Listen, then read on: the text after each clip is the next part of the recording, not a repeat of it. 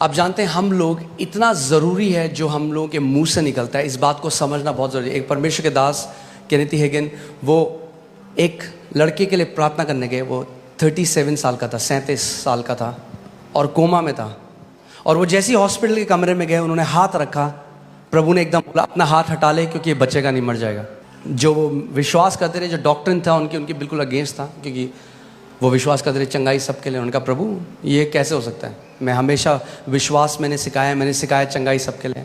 और प्रभु ने उनको बताया कि इस लड़के ने बचपन से बार बार एक गलत अंगीकार किया और आत्मिक जहां में एक नियम है।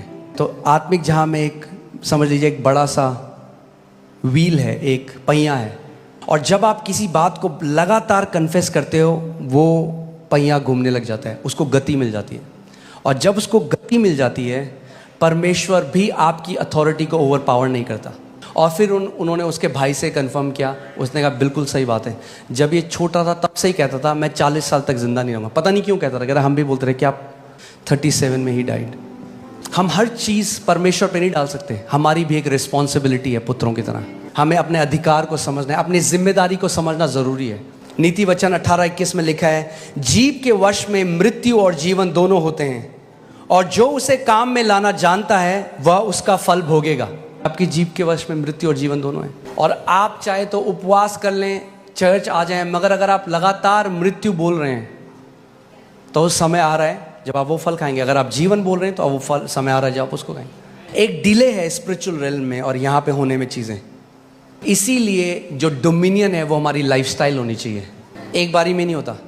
आपने देखा कोई व्यक्ति जिम जाए और एक दिन करे और अगले दिन आप देखो वो नहीं, लगातार लाइफस्टाइल की तरह करना पड़ेगा। वैसे ही अधिकार भी है, आपको लगातार जीवन शैली बनानी पड़ेगी शासन अधिकार की। क्योंकि कई लोग इतना गलत बोलते आए हैं अपने मुंह से बार बार।